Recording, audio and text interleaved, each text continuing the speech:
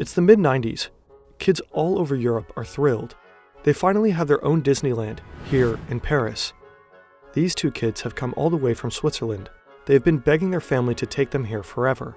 Now they're finally here. And it's better than they imagined. It really is the happiest place on Earth. The park is buzzing with life. The daily parade rolls down Main Street. It's like they're in a Disney movie. And behind them, towering above it all, is the park's centerpiece, Sleeping Beauty's castle, its golden spires gleaming under the French sun. At first glance, they look like any other family. Perhaps they are diplomats from East Asia, enjoying a day off in Europe. The siblings watch the parade, but their eyes keep drifting back to the castle, almost like they're imagining themselves inside it, maybe as part of a royal family. The thing is, they are royalty. But their life is no fairy tale. When the boy grows up, he'll have his own empire. When the girl grows up, she'll become one of the most dangerous women in the world. US officials see Kim Yo-jong as one of the key regime insiders.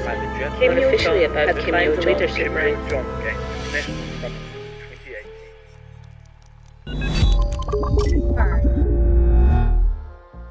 October 2024, Pyongyang, North Korea.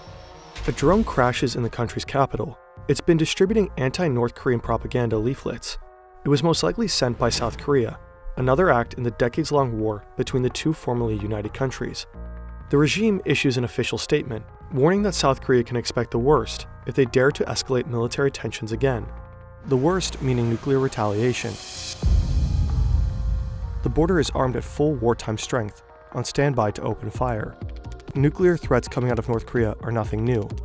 Kim Jong-un has long threatened to annihilate his neighbor and regularly flaunts the regime's growing nuclear arsenal. What is new is that this threat isn't coming from him. It's coming from her. Kim Jong-un's younger sister, Kim Yo-jong. The world has seen this woman before. In February 2018, at the Winter Olympic Games in South Korea, for the first time in decades, a direct member of the Kim family sets foot on South Korean soil. For 3 days, Kim Yo-jong captivates the media, attending meetings, having lunch with South Korea's president, Moon Jae-in, shaking hands. Unlike her brother, she is not intimidating. She is not shouting threats. She is charming, soft-spoken, and diplomatic. For a brief moment, it feels like North Korea might be changing course. Maybe this is the start of a new era, a path to peace. But the Yo-jong people see in South Korea is just one side of her. Soon, the world will see the other. North Korea is a country built on control. Every piece of information is carefully managed by the regime. Outside the DPRK, we like to think that we're in control of our own information.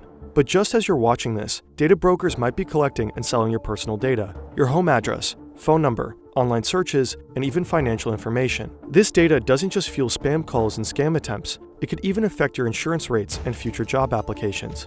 That's where Agony comes in to fight back for you. The service scans the web for your exposed data, sends automated removal requests, and keeps rescinding them to ensure your data stays deleted. It regularly rescans to keep data brokers from sneaking your info back into circulation, and lets you track it all in a clean, real-time dashboard. Take back your privacy now at incogni.com/FernTV and use the code FernTV for an exclusive discount on a 1-year plan. Remember, you probably can't erase yourself from the internet completely, but Agony helps you regain control over your digital footprint. In North Korea, images and stories matter. The Kims aren't just rulers, they are chosen by fate. Their power is divine.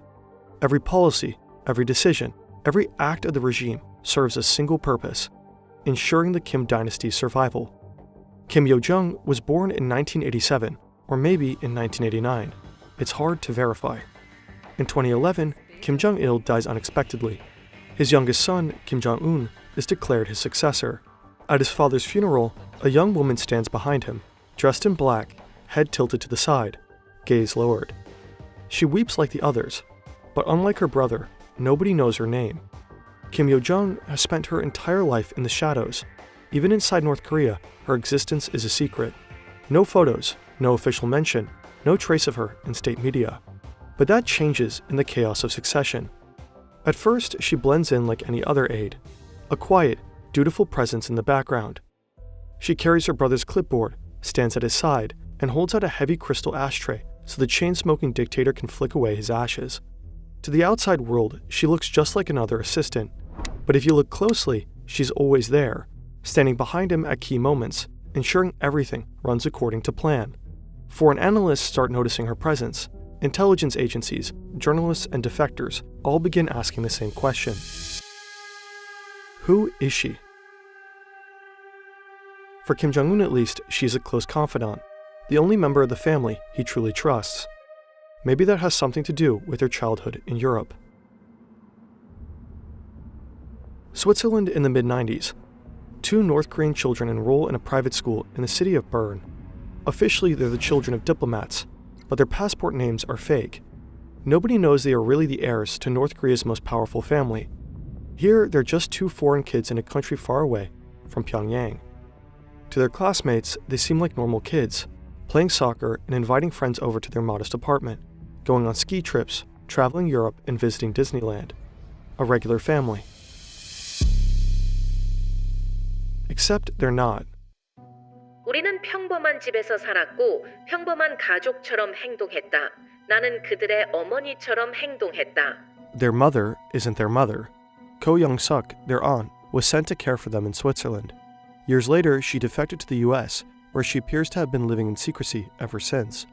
Ko Young-suk told the Post she traveled from North Korea to take care of Kim, his older brother, and younger sister when they attended this boarding school in Switzerland. And just like her fake mother, one day the 2 fake diplomat kids vanished too. No warnings, no goodbyes. Jong-un and Yo-jong are pulled from school and sent back to North Korea.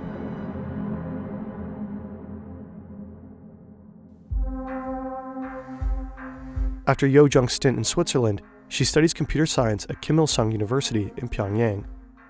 In 2014, 3 years after taking over as supreme leader, her brother is forced to undergo medical treatment. During that time, Yo-jong takes over state duties. By the end of the year, her brother appoints her first deputy director of the party's propaganda and agitation department, a department infamous for controlling every image, every speech, and every news article inside North Korea.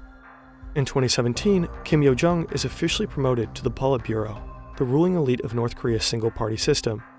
She now has a seat at the highest table of power. But her true talent remains in propaganda. Wherever Kim Jong-un appears, Kim Yo-jong is there too, not just as his sister, but as his PR manager, his shadow. She sets the stage before he arrives and follows him like a ghost when he leaves. A year later, for the first time in her life, she takes center stage. The sister of the North Korean leader Kim Jong-un has become the first member of her family to visit South Korea since the 1950-53 Korean War. Kim Yo-jong is part of a high-level delegation attending the opening ceremony of the Winter Olympics. At the 2018 Winter Olympics, she charms South Korea and the international press. And there seems to be a strategy to this. For years, Kim Jong-un has been perceived as a ruthless dictator, a nuclear-obsessed madman. Under Yo-jong's guidance, that image softens. She's carefully rebranding her brother's image. In 2018, North Korea suddenly seems to open up. She will be meeting with President Moon on Saturday. If the meeting goes well, some experts say the visit could lay the foundations for a possible inter-Korean summit between President Moon and Kim Jong-un. 2 months later, Kim Jong-un and South Korean President Moon Jae-in meet at the border. They shake hands, they laugh, applause erupts on both sides. That same year, Donald Trump also meets Kim Jong-un in Singapore, a historic summit. The 2 leaders sit at a large table, signing a historic document, a joint declaration stating that North Korea intends to denuclearize. Next to Trump is Mike Pompeo, the president's Secretary of State. Next to Kim Jong-un is his sister. She stands there, silently watching as the world dares to believe one of its most feared nuclear powers might actually disarm. But something about her feels off. Her appearances, her gestures, her smile, they all seem a little too perfect. Every move feels somewhat calculated. And this is just the beginning. There is very limited immediately available evidence, but from what we know, she fulfills the role of the communicator with South Korea and with the United States. But she was also tasked with the propaganda functions in the party apparatus. That's Ildar Daminov, a political scientist at the Central European University in Vienna. He spent years studying North Korea and its power structures. Yo-jong appears to be North Korea's top propaganda chief, Since she has taken over, the way the regime communicates with the world has changed significantly. It became much more flexible and it also went online. So there were multiple attempts to also leverage some Western platforms such as YouTube, for instance, to broadcast certain North Korean points of view. Under Kim Yo-jong's watch, North Korean propaganda has gone digital. We've already covered the bizarre world of North Korean influencers in a previous video, link in the description. But Yo-jong's real role now seems to be that of the regime's chief foreign policy mouthpiece. And in North Korean terms, that translates to one thing above all: threats and insults. In 2020, Yo-jong orders the destruction of the so-called liaison office, an embassy-like facility right at the border of Kaesong, a fragile diplomatic connection between the two nations that has been established just a couple of years prior. Her once polite smile is gone.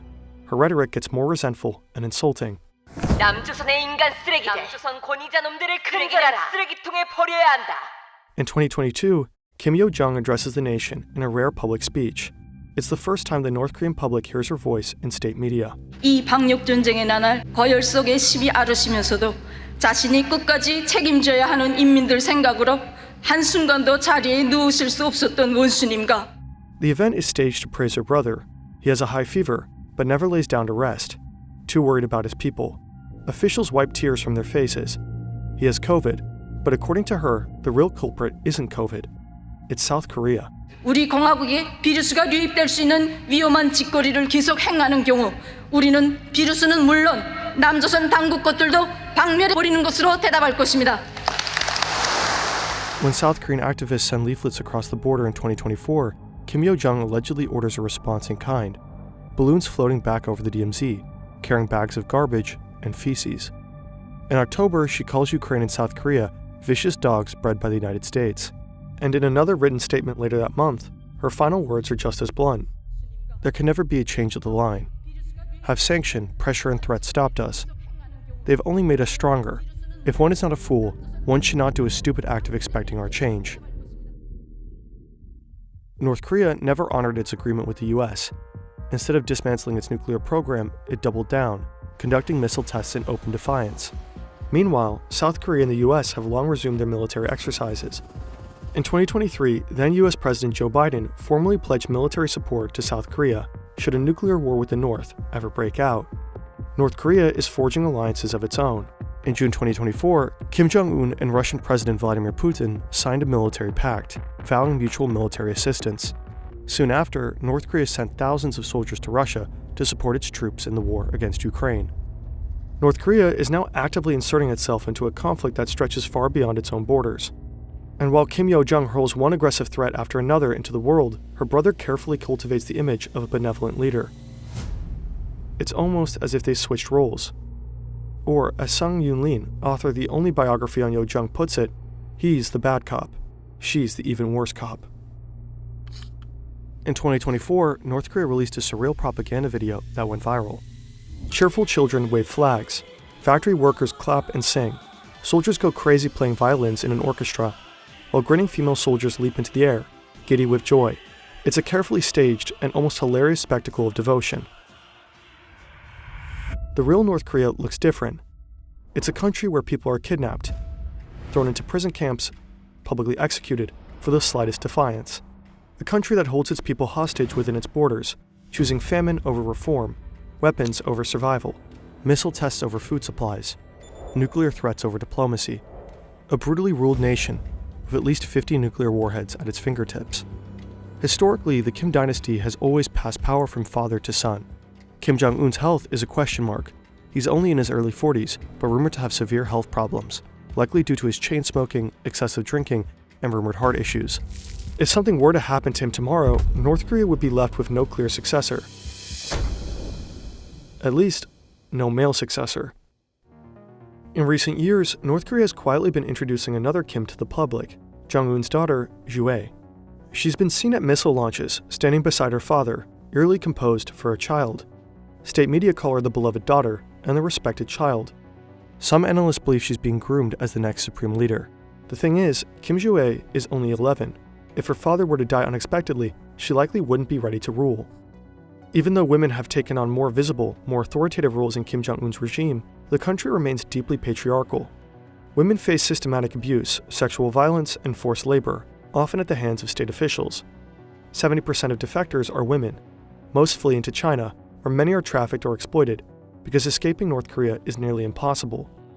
If a woman were to succeed Kim Jong-un, it would likely be one with the power, experience, and authority to do the job. His sister. Once a soft-spoken figure in the background, Kim Yo-jong has become one of the most powerful and feared figures in North Korea. Under her watch, the regime has learned to manipulate its global image more carefully than ever before. But her power isn't just about controlling narratives. By 2021, Yo-jong has reportedly followed her brother's path. According to multiple sources, she personally ordered the execution of high-ranking government officials, simply because they annoyed her. But perhaps the most dangerous thing about her is that she has a direct line to Kim Jong-un, the one person who sits at the nuclear button and trusts her judgment more than anyone else's. No one knows just how far she's willing to go.